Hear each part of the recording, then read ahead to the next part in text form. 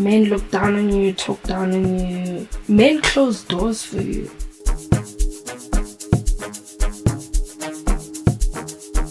I don't believe with working with just anyone because you also don't want your skill to get diluted. My name is Palesa Reece. I work with artists across the board, but basically I'm an artist manager. I was working at Glen 21 and I was still with my baby daddy at the time, and he used to hang around Alex, and he kept on pushing me, and he's like, yeah, why don't you do artist management? I'm like, I'm used to working with artists backstage and like very high level stuff, hospitality management. I just didn't think of artist management like that. And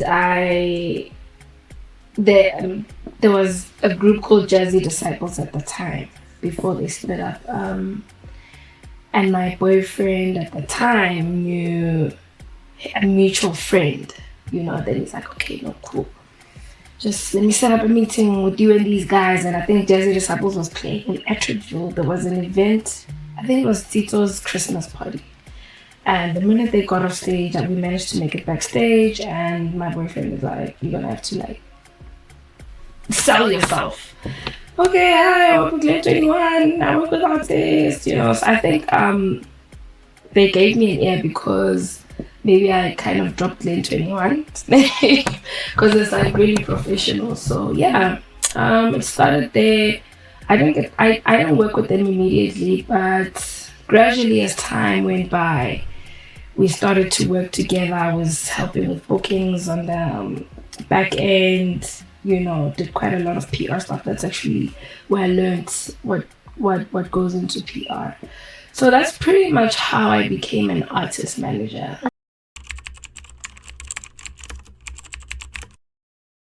So we're Golden Thread Africa Agency. We do talent management. So we have a legal department, we have a brand department, we have a bookings division. What's that? There's quite a lot that we do. I mean, we manage your event property if you're an artist. At least, like I was saying to you, I've got experience in events, and most people on my team do. So we want to be a one-stop shop where and we do label services. That was the last thing. So we know that when you're here, door 1 is your bookings agency. Door 2, if you have any legal matters. Door 3, this is what we're pitching for you. Give us your brand wish list. We pitch all the time. We've got some really great people on our brand team that helped even with Jessica, that helped with Complexities. I think we're working on a Samsung thing now with Jessica. We're doing the Pan thing, So we've got quite a really, really great team. So we just want to be a one-stop shop so that you don't have to worry about this one going there, this one here, and also taking away from the one person doing everything. So making sure that there's no cracks, But I mean, we're a fairly new agency. Lot of challenges, and it's also new to a lot of artists because they're not used to that. So we're working through those challenges, but we're coming out stronger all the time.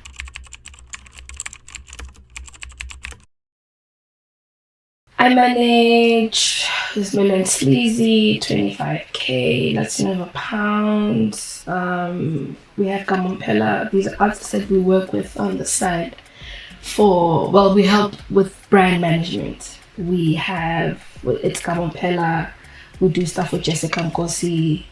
We're actually about to close in, we're going to be working with Kuli Chana as well, and there's a project that we're working on with Master KG, so it's quite hectic.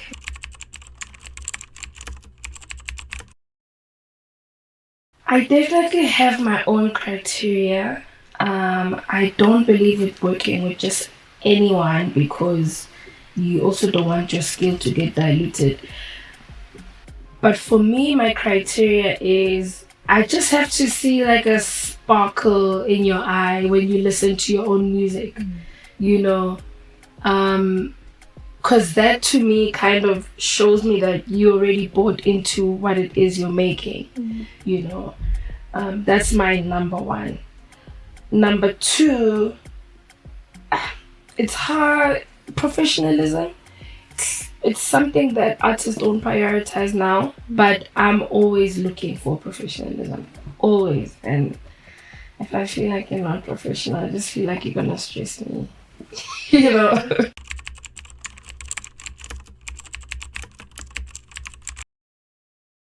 With that process, what I have seen is, especially in the Amapiano space, it's a very, very hard thing to follow. Because, I mean, these kids are just leaving the club and then they're in the studio, then there's 10 people on the song, and then the song is a big thing. Then now everybody's like, it's my song, my song. So, to be quite honest with you, a lot of people say you should have diesel assignment in studio. I mean, who's thinking of a diesel assignment at 3 a.m.? You know, no one is thinking of that. So that's a very, very challenging part. And the reason why I brought in these big entities is that with that part of the organization, once you've got all that administration in, it's easy for the collection. So the hard part is that the administration. So I can even tell you to this day, there's no way we have of doing. It's just basically like, okay, cool. 25K, you made a song with this guy. Okay, please just give me this guy's number. Then I need to call that guy. I might need to call his manager. Then I need to wait for the manager to respond. Then we have to come back and say, okay, cool. They don't agree with whatever splits. Now you have to go back. So the process in itself it's pretty straightforward, but it's not that easy because people are busy. There's a lot happening now, you know, and I also think we're working from the post-COVID pandemic, you know, so yeah. So there's no easy way to do that process. I can tell you. I mean, we have artists, we work with these entities, and the reoccurring thing is always, oh no, I'm still waiting for this one to respond. Oh no, this one doesn't agree with the split. And then now, if there's 10 people on a song, or like 7 or 6, you have to do that process 6 times. So chances are you're getting a split sheet maybe like a month or 2 after. But I'm really glad how a lot of the distribution is being done now, where they want these split agreements before. If you're dropping an EP, they'll tell you, they give you a release date. You know, it gives you enough time to chase those things. So if only the chasing was as easy as the process itself, you know. So that's just how we do it.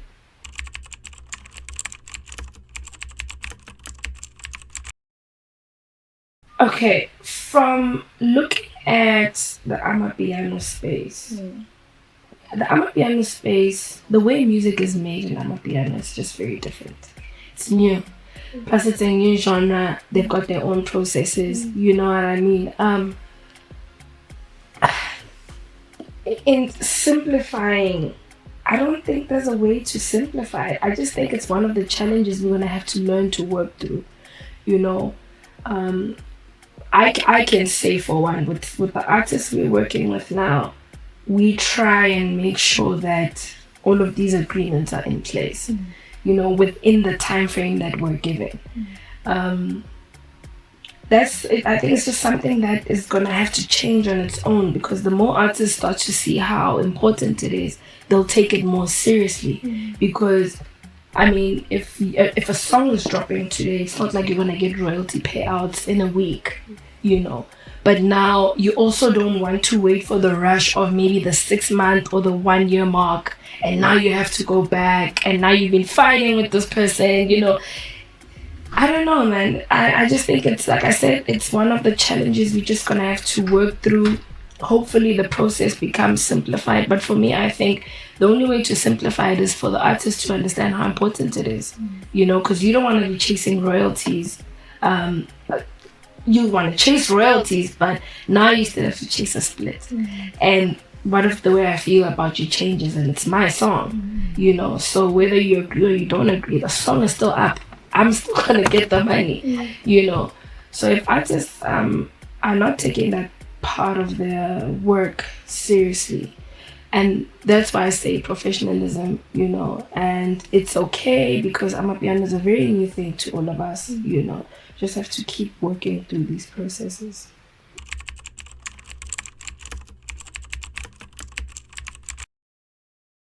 Coming again with the publishing side of most of these entities, you know, because they're skilled in that side of town, and also because if you're an artist manager, and just bringing it back a little, artist management is a very different concept to how it's done in South Africa.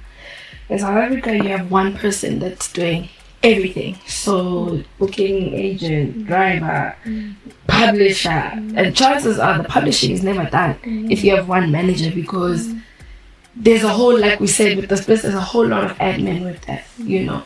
So when it comes to those things, if you have a publisher, that's a responsibility you can put on them. But also in the management space, you don't just want to leave it to a publisher, because the publisher has a lot of other artists that they're working with, you know. And then again, it always goes back to the split, is that even if you get a sync deal, who's getting what split, you know. That's why sometimes there's, especially I think songs probably get licensed after some few years, because a lot of these people know that chances are there's a problem there. It's already like a known thing on the streets that if there's like more than 2 or 3 people on the song, you know there's a challenge with splits. You already know, especially if they haven't submitted splits beforehand, you already know there's gonna be a bag of mess there. So you kind of wait for some years for people to resolve the issues, and then if the song is still relevant at whatever campaign is coming out, then it could be licensed. But for me, I always see that as I leave that to the publisher, you know. If I'm sitting with a brand and a brand says, okay, actually there's a song we might want to use, when we're doing brand deals, we always say, okay, no, there's a song that we just released, and what if we use that? Now we can talk licensing, and now we're not just talking brand endorsement, you know, brand ambassadorship. So, okay, leave it to the publisher.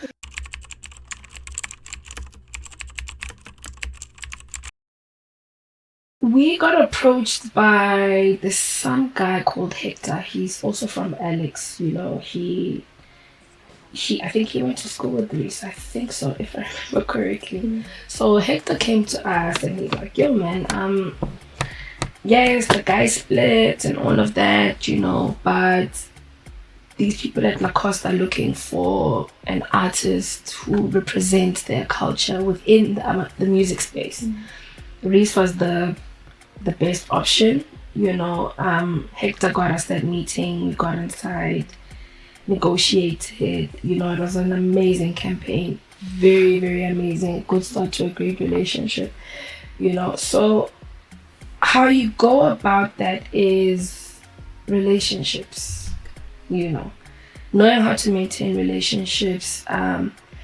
Not all brands are going to come knocking through an email, you know. A brand can come from you, but if we don't have a good relationship, would you want to, you know what I mean? So for me, it's everything is centered around relationships, and I think across every profession, across every interaction with every human being, you know. But those kind of things are very important because they teach you professionalism, you know. Because all the guidelines, kind of like, even with the briefs, you know, they take you as the artist and align with the brand. So this also helps you as an artist to kind of, what is your next move, you know, and are you moving with trends, or are you creating your own? Are you staying true to your own brand, you know? But that question becomes important when you try and figure out like where you're going with the brand. Is it a short campaign? Do you think there's potential for a long term? But then you also still want to be brand presentable to other brands. So it's kind of tricky.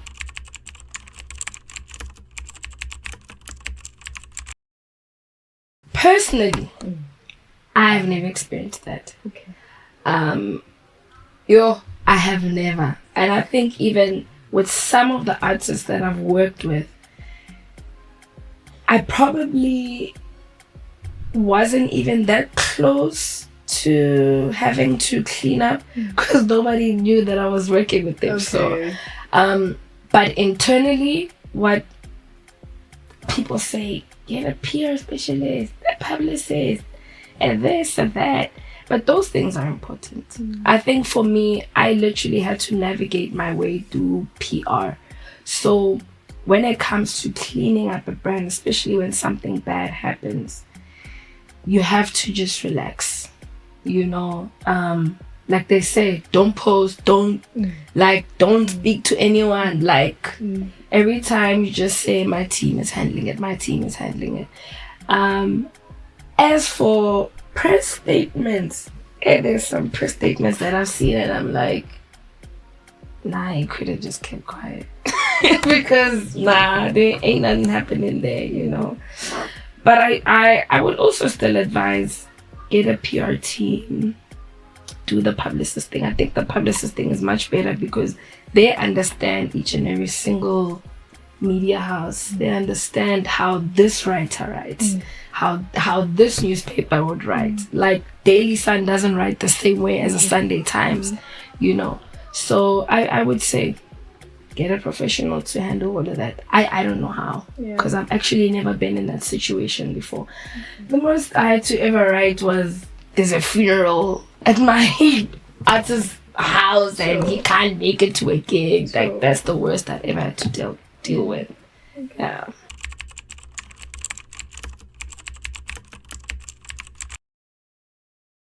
There's a process that people don't honor, even if there's splits.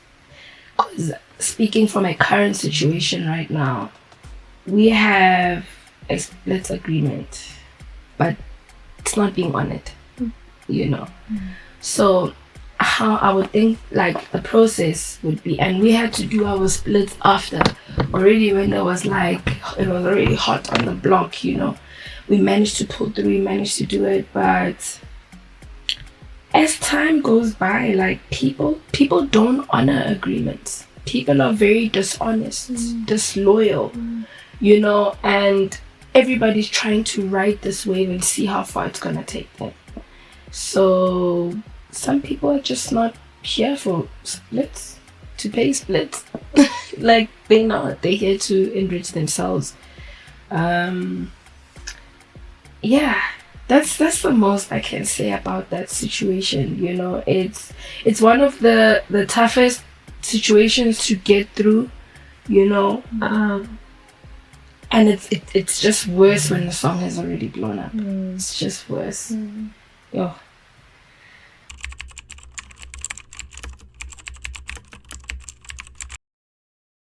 It's definitely live performances. Okay. 100%. Like, remember, with streams, you still need to pay people, contributors. And besides contributors, there's also other things that are riding on that, But for me, it's definitely live shows. You take 3 gigs, charging 25,000, not 75,000 today, Streams, royalties, those are things that come over a period of time, but for longevity you would want the streams more, because the more time moves, the less your gigs will get. Is your flame out completely, or are you maybe a legendary artist like a TKZ that's still performing even now?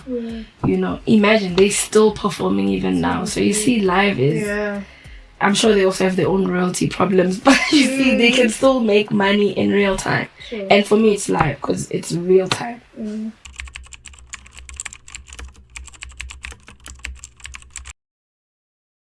A lot of challenges. Firstly, men undermine you, and it's a real thing, Men look down on you, talk down on you. Men close doors for you, because especially when you're competing at the same level as them, But men, some of them are very impulsive, and it's because of, I would like to think it's maybe because of the ego, you know, maybe like if they like have a big name in the street, you know what I mean? They would always try and intimidate you. But I've always been a feisty child. Grew up around boys. I'm scared of these niggas. Come for me one by one. They know. One by one come. Or come as a group. But as a woman in the industry, like it's been very tough. You know, especially that time when I was like all independent and, you know, working individually with artists. You have promoters that undermine you. You know, you have people on live sets undermining you because sometimes when you're coming in as a group, they just like walk past you, you know. I remember when we're doing Reece's Lacoste event, right? So I get to zone 6. I mean, I do events on the side. Get to zone 6. Hey guys, oh no, I'm just here for stage managing. Oh no, you need to call somebody to bring you in. I'm like, bros, I work zone 6 all the time. Like, guys, it's me. Can you let me in? You know? No, you have to go in the other side. I'm like, since when? So I'm like, these people want me to say I'm Reece Matesa's manager. You know? So I'm like, okay, let me just walk around. Walk. There's a queue. So I go back. I'm like, listen, I'm walking in because the event has started. And I have a job to do. So if you guys have a problem, I think you're gonna need your security to drag me out. Yeah, no, you can't just walk in. I'm like, that's what I'm gonna do. And I walked in, and then there's like they called 3 bouncers, and they're like, that woman needs to get out. And I'm like, okay, I'm just not Lisa's manager. Even when I got into the talent management area, right? It was so funny because they kept moving us around, you know? So the security eventually comes and he's like, listen, who did you guys come here for? Because this is the area for artists. And I'm like, okay, I'm Reece Matesa's manager. Okay, we planned this whole thing and I'm stage managing. Oh, sorry. Okay, did I have to say that for people to respect me? Because I came here with respect. I wanted you guys to let me in, you know. And so yeah, those are some of the things that you kind of have to go through and deal with as a woman, you know. But as I feel like that's why a team is very important, you know.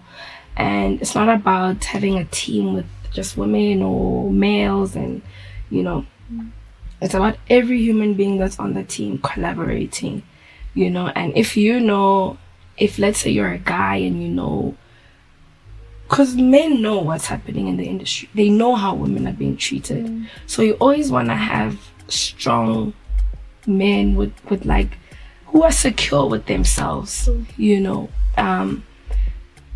to protect you. You know, you need your artists to protect you, because sometimes artists they also undermine the female managers. I've been through that where it's just like she'll see what to do, you know. So the protection has to come from, I think, from the team itself.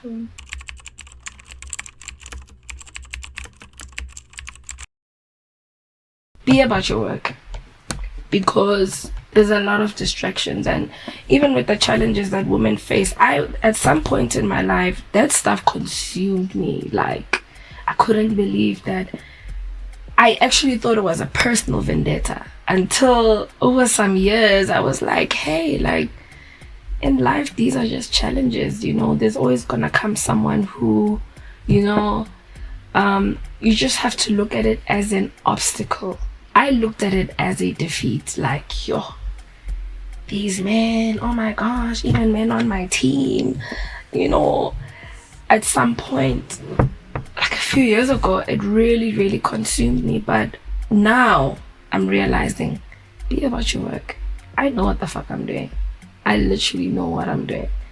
And because I know what I'm doing, I won't let anybody undermine me anymore. If you have issues with me, it seems like a you problem, not a me problem. But I know what I'm doing, and you know I know what I'm doing. That's it. Hi, I'm Palesa, and this is Mokima Kona.